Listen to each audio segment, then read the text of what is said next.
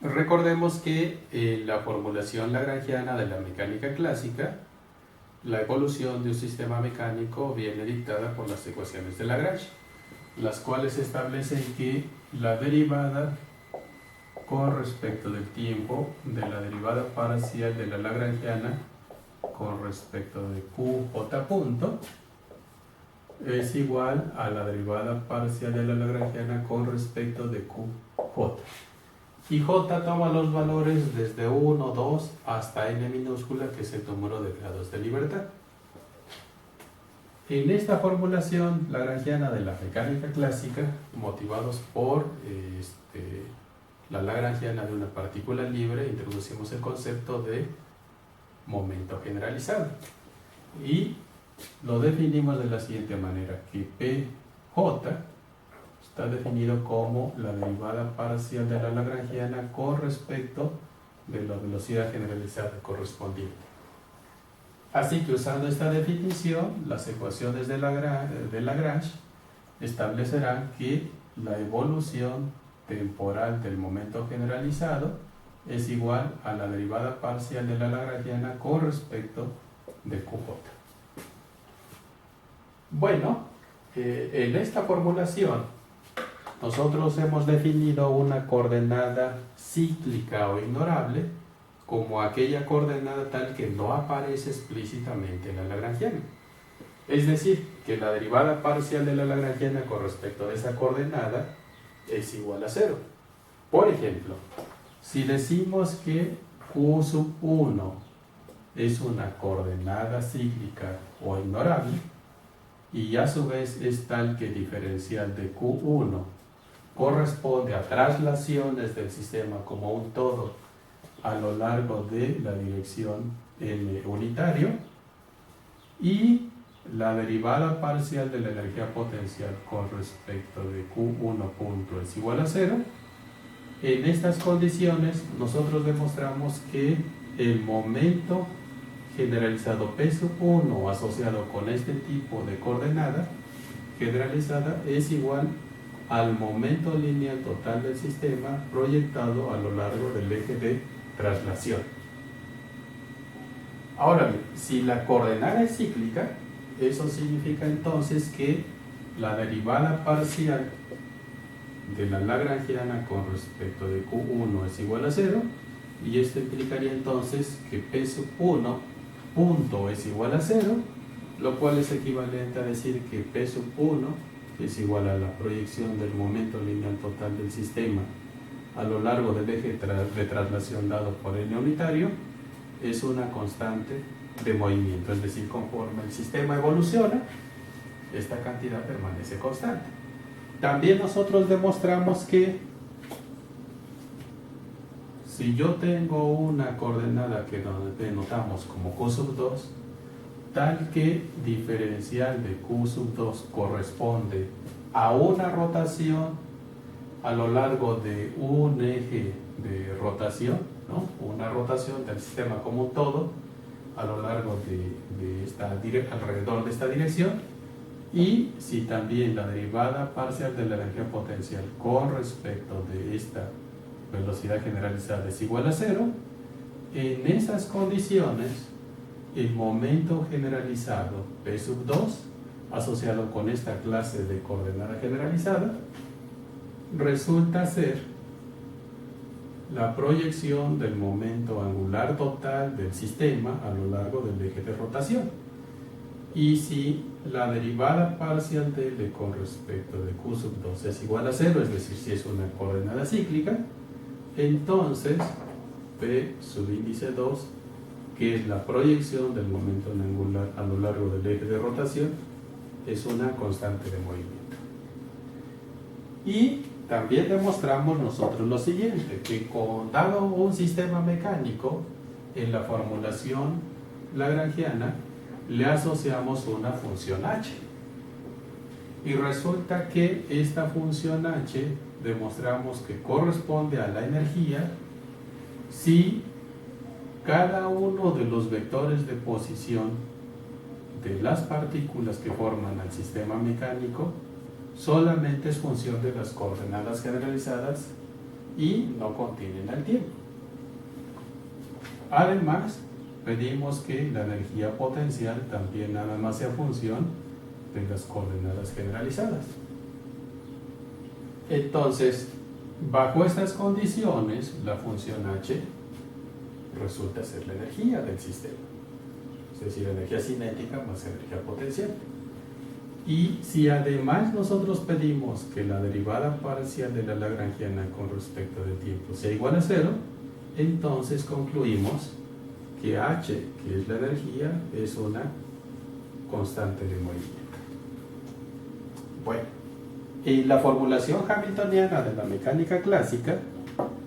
hemos mostrado que las ecuaciones de Lagrange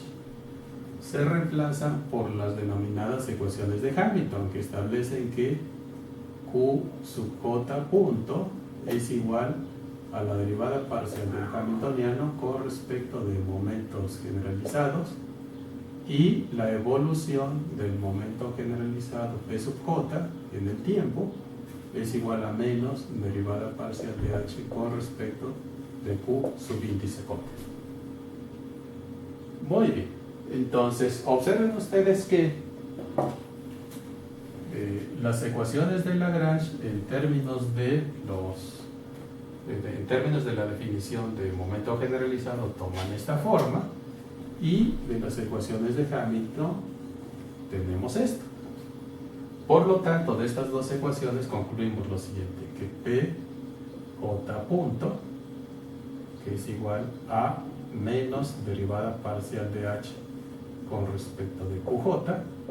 y de las ecuaciones de Lagrange esto es igual a la derivada parcial de L con respecto de QJ, obtenemos lo siguiente, que por ejemplo si Q1 es una coordenada cíclica, entonces no aparece en el lagrangiano, es decir, derivada parcial de L con respecto de Q1 es igual a 0, y por esta igualdad diría que tampoco va a aparecer en el hamiltoniano correspondiente.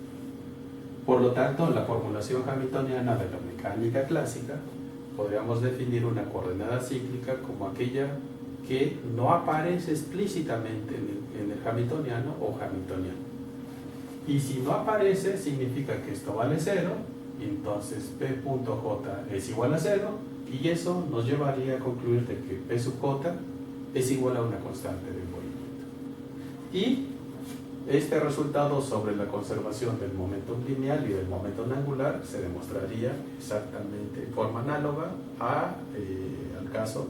de la formulación lagrangiana de la mecánica clásica. Bueno, ahora vamos a hacer el siguiente comentario. En la formulación lagrangiana, con cada sistema mecánico asociamos esta función H, que si observan ustedes es muy similar al hamiltoniano. La diferencia es que esta función H depende de coordenadas generalizadas, velocidades generalizadas y el tiempo, mientras que el hamiltoniano no. El hamiltoniano depende de coordenadas, momentos y el tiempo. Bueno, entonces vamos a ver lo siguiente. A continuación nos vamos a fijar en la derivada total del hamiltoniano con respecto del tiempo, es decir, vamos a calcular la derivada de H con respecto del tiempo, y esto es igual a la derivada parcial de H con respecto de QI por QI punto más derivada parcial de H con respecto de PI por PI punto más derivada parcial de H con respecto de T. Si nosotros usamos las ecuaciones de Hamilton acá, y recordemos que hemos quedado de acuerdo en que cada vez que en un término aparecen dos subíndices repetidos, entonces ahí aparece una sumatoria, en este caso desde igual a 1 hasta n minúscula, que es el número de grados de libertad. Si nosotros, como mencioné, usamos aquí las ecuaciones de Hamilton, entonces esto lo podemos escribir de la siguiente manera, que la derivada parcial de H con respecto de QI punto es derivada parcial de H con respecto de P sub I, más derivada parcial de h con respecto de t sub i, que multiplica a p y punto, pero p y punto es menos derivada parcial de h con respecto de q, más derivada parcial de h con respecto de t. Y observen ustedes que cada uno de estos términos, pues, porque aquí tenemos n términos, existe una sumatoria, cancela a cada uno de estos otros términos. Por lo tanto, nosotros concluimos que la derivada de h con respecto del tiempo es igual a la derivada parcial de h con respecto de t. Muy bien, cuando nosotros presentamos la derivación de las ecuaciones de Hamilton, también mostramos el siguiente resultado, que la derivada parcial de h con respecto del tiempo es igual a menos derivada parcial de la lagrangiana con respecto del tiempo. ¿Esto qué significa? Observen que si la lagrangiana no contiene explícitamente al tiempo, pues entonces h tampoco